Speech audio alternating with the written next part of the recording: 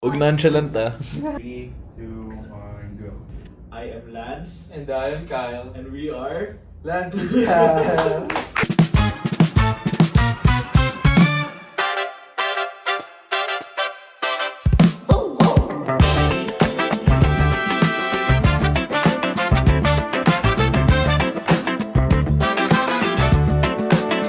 Good podcast, gentle sound, great interviews all around. Every voice, every view, sharing stories fresh and true. In this podcast, we connect with respect in every step. Question. So, for today's episode, we're going to interview an HR professional. She's working na for 11 years for a private company. 11 years? Oo. Tagal. Ang tagal na. Parang half lang na age ko ah. Let's call on... Miss Mona Lisa Aranz. Thank you. Morning, Miss. Thank you for coming po. Thank you rin for inviting me. It's my first time sa podcast. So, for our icebreaker question po, parang, kumbaga, parang warm up lang po. Can you tell us a short story po about a moment when you felt really proud of your work? Okay, marami kasi actually, but I will cite one story, I will share it to you. During my work in private company, after graduation in college, parang hindi ko pa alam kung ano talaga yung professional life. What is HR like?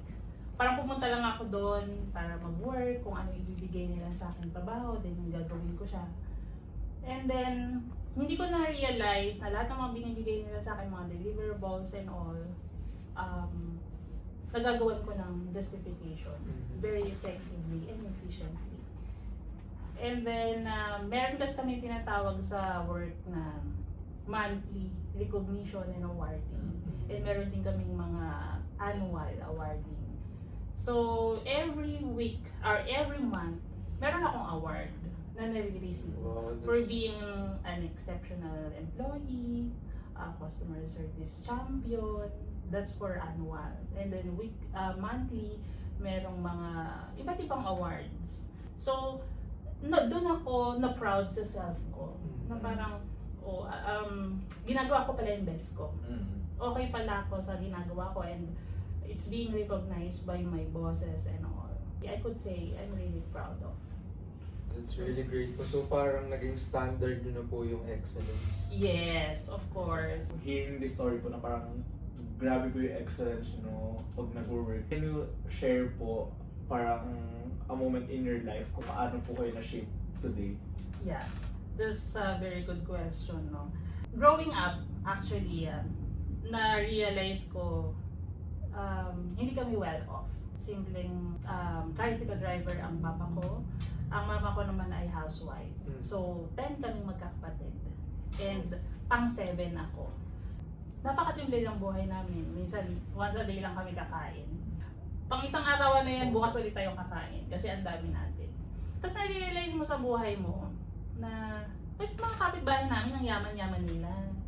So, ang kapitbahay namin, naman to si Papa Jesus, so hindi pantay-pantay. Life is unfair. Ayun yung una mong naiisip. Kasi bata ka pa nun. Hindi mo pa nare-realize yung mga bagay-bagay. So habang lumalaki ako, naiisip ko na, kaya pala sila mayaman. Kasi yung papa niya ay may katungkulan sa isang malaking kumpanya. Kasi kami, hindi kami ganun binigyan ng magandang buhay. Kasi ito lang yung kakayahan ng mga magulang ko para buhayin kami. So, ayan yung example na sinasabi ko sa isip ko, kailangan ko maging ganun. Nag-strive ako. And paano? Yung naisip ko, paano? Paano ako mag-aaral? Yung baon ko nga lang tsaka yung pagkain niya hindi pa kailangan nahihirapan sila i-provide for us. Nagtinda ako ng mga sampagita, yan, sa mga church, sa mga kung saan-saan. And minsan tumutulong ako sa mga tita ko, inaabot-abotan ako. Tapos na-realize ko, nakatapos na pala ako ng high school. And ayun na yung challenge sa akin. Paano ako magka-college? Sabi ng nanay ko, huwag ka na mag-college, mag-ano ka na lang.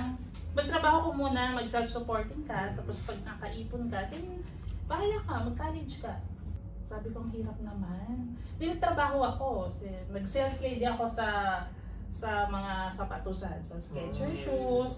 Nakatayo ako doon maghapon. So, yung mga ganun na way of life na para ako makapag-survive at makaipon para sa sarili ko, ginamit ko yun. Lahat ng mga struggle and all. Siyempre, nag-iipon din ako para magbigay rin sa family at the same time para sa sarili kong goal. So, nung nakatapos ako ng college, that's the time na talagang sinabi ko, gagalingan ko. Kung ginalingan ko nung bata ako, mas gagalingan ko ngayong nandito na ako. Really inspiring. Really Grabe. inspiring. Ang heavy po, parang kami po yung nabigla. Makakita niyo po kung anong kaya niyo. Yes. Abilidad niyo po. Yes. Kaya eventually, after a year, na-promote ako. Na-promote ako from HR Specialist 1, Specialist 2, and then Specialist 3. Naging team leader ako, naging supervisor, and then HR Assistant Manager, and then Manager. Grabe. Grabe. So, Super ganun ko consistent siya po, tinrabaho.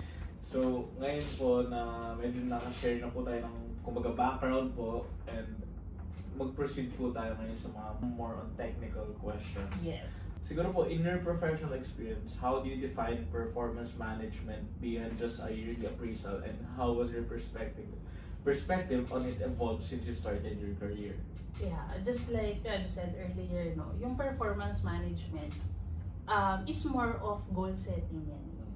It's more of customer feedback or mechanism, your performance improvement plans, and then how you improve your capabilities. No? Kapag yung bago ka lang kasi sa trabaho mo, kailangan mo i-set yung goal mo, katulad nung sinabi ko sa inyo kanina. So after a year, gusto ko maging ganyan ako. After a year, gusto ko maging ganun na ako. So paano mo gagawin yun? So number 1, know your skills. Ano yung makakayahan mo? Magaling ka sa typing, magaling ka sa computer, galingan mo pa. No? Magaling ka sa customer relations, magaling ka makipag-usap sa tao. Kapag may mga complaints, kaya mo siyang i-handle without the supervision of your superior. No? Kailangan may goal settings ka. Ano yung mga plans mo? And then, napaka-importante yung customer feedback. At yung feedback na yun, gagamitin yun whether it's negative or positive. Kasi lagi niyo tatandaan, feedback is a gift. Whenever it's negative, tanggapin niyo yun. Kasi dun kayo gagaling. Dun yung may improve yung sarili niyo. Ay, yung performance ko hindi masyadong maayos. Kasi may feedback ako na nakasimangot daw ako kahapon. Hindi na ako magagano. Okay. Isiset mo yon sa mind mo. Yung improvement, tandaan nyo, huwag nyo kakatamaran yung mga pag-a-attend ng mga training. Pag sinabi, uy, attend kayo training. Ay, ba yun? Wala namang gagawin doon. Salita lang ang ano doon. Wag. Gawin nyo yun, pumunta kayo kasi magiging edge nyo yun pagdating ng panahon. Kaya habang bata pa lang kayo sa isang profession, pag binibigay kayo ng mga ganun training, go kayo. Punta ko dyan. Set and manage your time. So, ganun mo isi-set yung performance mo. I-manage mo, goal setting. It's about goal setting. So, kumbaga parang never turn down opportunities po, no? Tsaka dapat po pala may clear vision ka on what you want. Yes. Para alam mo yung trajectory ng mangyayari sa. For our next question po, si Kyle po magtatanong. Okay, Kyle. Ano So, yan? Ito naman siya. Sa process po ng pag-ensure ng employee, what does success look like on day 1? Ano po yung process niya na mag-guarantee? Okay. For the new employee. Okay.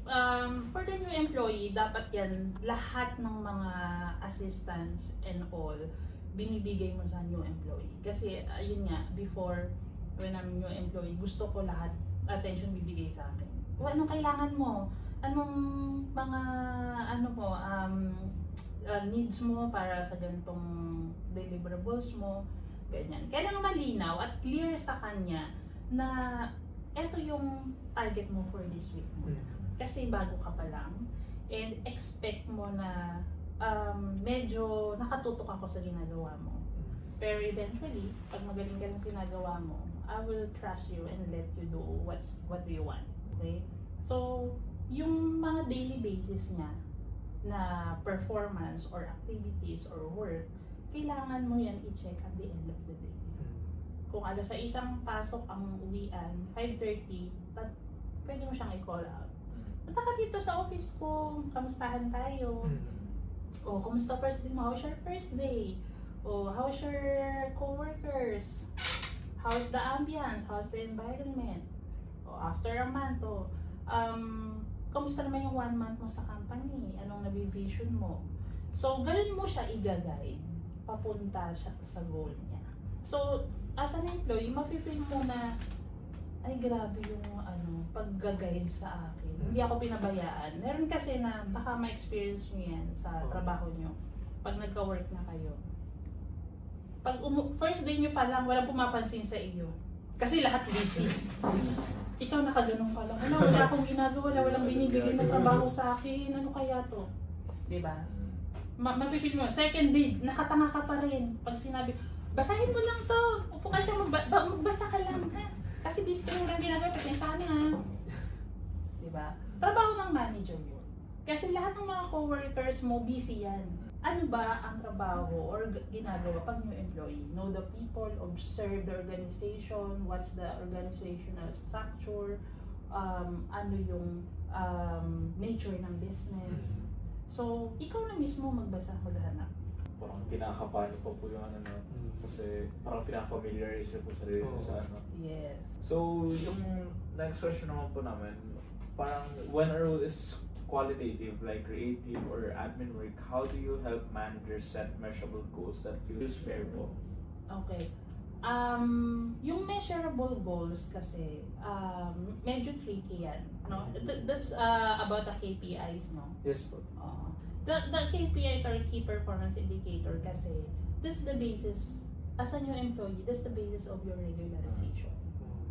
Kapag bago ka, sa kumpanya, kailangan alamin mo ano yung KPI mo. Ibig sabihin, ano yung mga targets mo? Ano yung metrics mo? Ano yung job description mo una? Ano yung KPI mo? Kasi pag hindi mo na-meet yung KPIs mo, that's the basis for them to regularize you or terminate you. So napaka-importante yun na i-itemize mo yan, dapat ito nagawa ko na, by third month, ito tapos ko na dapat, by fourth month, evaluation ko na, kumusta kaya ako? So, ayun yung mga kailangan i-measure as a manager. Kailangan, pagdating ng fourth month or third month ng empleyado, i-evaluate mo na siya. I-assess mo na siya. So, ikaw as an employee, okay ako perfect ako, wala akong absent dyan. Pero hindi lang naman yun ang talagang basis sa regularization. Meron pang ibang mga metrics na tinitingnan. So, yung relationship mo, behavioral. So, kung nata-target mo ba yung iyong mga deliverables on time, efficiently and effectively. So, doon yun. Masyado po yung nag-guide sa inyo, no? Yes. Parang mentor din na. Yes.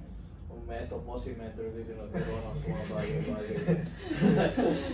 Mentor sa mga positive way. Positive. Positive. So, following up that po, when we talk about na po with metrics, kung yung employee naman po is really like underperforming, hindi na hit yung target, ano po yung process niyo pag figure out nung issue, whether lack of skill po ba, poor motivation, or other factors po? Okay. Ayan lagi yung problema ko sa HR. Merong mga empleyado na hindi nakakahit ng target. Hindi sila motivated sa trabaho. At may mga problema na minsan hindi ko ma-figure out na ang hirap nilang i-assess. May mga taong gano'n. Tinatanong ako lagi ng mga tao na, what kind of leader are you, ma'am? Sinasabi ko, not 100% leader. I'm 60% leader, but 40% listener. Yeah. So, ina-assess ko yung mga, kung talagang susundin ko yung polisiya or policies ng company, kapag ikaw ang underperformance at ang pangit ng lahat ng mga output mo, hindi mo nakukuha yung mga deliverables mo, as per policy, terminated ka na. Tanggal ka na. Pero sa HR, sabi ko kanina, yung 40% listener. Pinapatawag ko yung tao. Ang HR kasi napakahirap ng being an HR. Napakahirap na trabaho yan. Kasi you're working for the company at the same time, you're working for the employee. You're Parehas dealing yan. with other people din po. Yes, you're protecting the company and you are looking after the well-being of the employees. So, paano mo siya ibabalance? Sabi ng boss mo, tanggalin mo na yon. HR, tanggalin mo yon. Nanggigigil ako dyan. Lahat ng mga ano niya, palpak. Tanggalin, ayoko na makita bukas yan. Diba? Ikaw, pressure ka ngayon. Sabi ng boss mo, wala, tanggalin ko na raw. Pero ako sa HR, I know kung ano yung trabaho ko. Alam ko kung ano yung kailangan kong gawin. So, being passionate and empathy, ina-apply ko yan sa lahat ng tao. Hindi ako basta-basta na, tanggalin, okay, tanggalin ka na ha? Huwag ka na papasok bukas, sabi ni boss. Okay, pinapatawag ko. Tatanungin ko siya, this is your performance on your first month. And this is your second month. However, as per assessment and all, evaluation, it was failed. So may I know what is the reason behind your failure, and even your performance and your attendance and behavior towards your colleagues is very poor. May I know your insights, your feedback about that? Kasi naniniwala ako na walang taong tamad. Kaya ka nga naghahanap ng trabaho kasi kailangan mo ng pera para kung saan na motivation mo. Whether it's sa anak mo, sa magulang mo, sa kapatid mo. May mga reason yan kung bakit. So, tinatanong ko siya. Kasi ang background niya, laging late. Absent. No. Ang late niya 2 hours, 3 hours. Grabe. Sa isang linggo, instead na ang pasok niya 5, may 2 siyang absent. Tapos, ang performance niya, very poor. Lahat ng mga deliveries niya, hindi niya nabibigay on time, hindi niya nasasabihin on time. So, anong nangyayari? Sabi ko sa kanya, nalaman ko na siya pala ay single mother. Kaya siya nalilate every day kasi meron siyang special na anak. So, hinahatid niya yun sa school every morning bago siya pumasok. At lagi siyang absent. Every Wednesday yan. Wednesday and Friday, lagi siyang absent kasi ayun yung araw ng therapy ng anak niya. Alam kong magaling to kasi ako nag-interview sa kanya, ako nag-assess sa kanya, and all, ako nag-hire sa kanya. Pero bakit during the actual, hindi nagta-translate lahat ng pinag-usapan namin sa interview sa performance niya? Kinausap ko yung boss ko na I will not terminate it right away. Just give me 1 to 2 months to establish ano yung kailangan niyang i-perform. Since naka-morning shift siya by default, ginawa ko siyang afternoon. So, lahat ng ginagawa niya in the morning, pagdating sa mga anak niya, magagawa niya. Okay? So, yung Wednesday and Friday na therapy ng anak niya, ang ginawa ko sa kanya, yung Saturday and Sunday niya, yun ang ginawa kong pasok niya. Off niya ng Wednesday and Friday. Flexible schedule. Sabi ko, itong arrangement ko sa'yo, I will give you 2 months to perform. Pag hindi mo nabago lahat ng what I'm expected from you, you know na. And sabi ko sa kanya, clearly, okay daw. Sobrang salamat niya. And then after 2 months, lahat ng mga attendance niya perfect. Lahat ng deliverables, siya pa nagpe-preside ng mga presentation and all. Sabi ko sa boss ko, see? Trust me. hindi lahat ng mga underperformer ng mga employees ay kailangan tanggalin. So parang kumbaga kayo po nag-solve ng ano no? Yes. Huwag kayo rin ng solution. Ganyan. Yes. Pero yun nga po, that's why you deal with empathy sa people kasi you never know yung stories. Yes. Yung next question po namin is, what is the sweet spot for feedback frequency to keep employees on track without micromanaging them? Yung sweet spot kasi depende yan sa situation or role ng isang empleyado. So, si employee 1, bago pa lang. Si employee 2, tenured na. And then si isa naman, project-based employee. So, si employee 1, kailangan mo talagang, hindi naman micromanage na, o sige, gawin mo yan, nandito lang ako sa likod mo, tatayo. Hindi naman ganon. Hindi ako micromanage na, parang wala kang tiwala eh. Sasabihan kita ng instruction, o sige, ito yung kailangan kong output, and by 3 p.m., kaya mo ba na maipasa to 3 p.m. or tomorrow? Anong gusto mo? Okay, ganon. Hindi mo siya masyadong ima-micro, pero tututukan mo siya. Yung tenured employee, pag isang sinabi mo lang na, o kailangan ko to bukas alam mo na yun. Kasi matanda ka na sa kumpanya, kaya mo na. Tsaka hindi ka na para i-follow up ng i-follow up. Yung isa namang project-based, more of output yan eh. Kasi 3 months lang ang contract mo sa amin. So, titingnan ko lang ang output mo. Hindi ko titingnan kung anong ginagawa mo. So, ganun ang difference ng mga every employee. Ganun mo siya i-handle. So, following up naman to. Kasi in a workplace culture po, merong healthy performance and meron din toxic, right? Ano po ba yung mga specific na red flag you look for in a department's performance para ma-check niyo po yung difference? Okay. Lahat ng challenges kasi, mami-measure mo yan minsan dahil yung challenges na yan, positive or good problem yan. Challenge yan sa'yo na mariresolve mo because alam mong kaya mo. So, napakahirap para sa'yo as an employee. Ang hirap nito, grabe yung binigay sa akin task. Pero very confident ka na magagawa mo yun kasi familiar ka dun, alam mo yun. Kaya sabihin mo na in 1 week kaya kong tapusin yan. Pero ano ko yan, pagbubuyatan ko yan, kaya ko yan. Yun yung very challenging na hindi ka masyadong nape-pressure. Meron naman yung toxic environment. Na sinasabi na lagi yun, nangyayari yun eh. Sa isang department, sasabihin ng, tapusin niyo yan 1 hour, kailangan ko na sa office ko. Pag tingin mo, napakaraming pinagagawa 1 hour, impossible yun.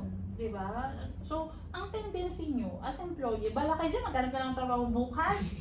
Grabe yan, you see the difference. Yes. Yung challenge na kaya mo, na very confident ka matatapos mo, pero very challenging. Ito naman, realistically, hindi mo siya kayang matapos. So, ang low moral ka, papahiyain ka, hindi mo yung tapos, bigyan ka na sa oras Diba? Hindi na talaga. So, ganun naman yung toxic environment. So, as an HR, paano mo siya hahawakan or paano mo siya i-manage? Number 1, sa lahat ng kumpanya, meron kasi every department may manager. I-train mo yan. Sabihin mo sa kanila, as a manager, kailangan ganito ang goal setting. Ganito ang pagsiset ng metrics. Ganito ang task delegation. Kailangan pantay-pantay yan. At kailangan, yun nga, sabi mo, realistically, matatapos yan sa ganitong time frame. I-train mo yung mga managers na kailangan ganito mo siya i-handle ang mga tao mo. Para hindi nag-aalisan yung mga tao. Maganda ang turnover rate ng isang kumpanya kung maayos ang mga managers at na-train sila on how to handle their people. So you need to properly assess the capabilities ng lahat. Yes. Ito po, medyo different naman. Parang sa performance evaluation po kasi, di ba, it can be subjective, depende po yun, no? Kasi what are the most common biases you encounter po? And how does HR ensure the process remains objective? Yeah. That's the problem of being an HR, every evaluation. Kasi as an HR, no, I must admit, meron akong mga friends ng mga employees. Oy, ma'am, friends tayo, kasama kita doon. So, ganon. Pag evaluation. So, iterate or I will measure you based on your performance and based on your output. Hindi yan dahil kung anong meron tayo. No? Kailangan lagi tayong objective. One, ano yung metrics? Ano yung key indicator ng pag-i-evaluate sa'yo? Merong, isang tabi mo yung mga friendship. Kasi kapag nakitaan ka o nasilipan ka ng mga employees na you're subjective, then mawawala ng trust sa yan. Mawawala ng respeto sa yan. Ay, ganyan yan si ma'am, porkit ano yan, ganyan. Kasi kilala nyo ang isa't isa eh. Ikaw, kilala mo to, paano mag-aral. Ikaw, kilala mo siya, paano siya mag-aral. Tapos, ito masipag, ito hindi mo masyadong masipag, binigyan mo ng mataas mo, ano pa niya. Di ba? Sasabihin mo, kilala ko yun, ang tamad nun. Gusto ko, bakit siya yung mataas? So, ayoko ng ganon. Alam kong kilala nyo yung isa't isa, kaya alam ko, ibibigay ko kung ano yung proper evaluation sa inyo based on your performance. Sa fine line din po kasi ng relationship with actual work. Yeah. The next question naman po, how has the shift to remote or hybrid work changed the way you track and evaluate employee performance? Kasi of course, iba na po yung kapag on-site, then online, ganun po. Yeah. Like, can you tell us more about? Well, nowadays kasi, there are technologies that can be tracked. No? Using the high technologies ngayon that your performance and your work can be evaluated being work from home and on-site, diba? Kapag minsan kasi, pagka on-site ka, of course, nandyan yung mga boss mo, magpo-perform ka. Ayaw ko lumabas, andyan si boss, dito lang ako, natapusin ko to. Kasi on-site ka eh, andyan eh.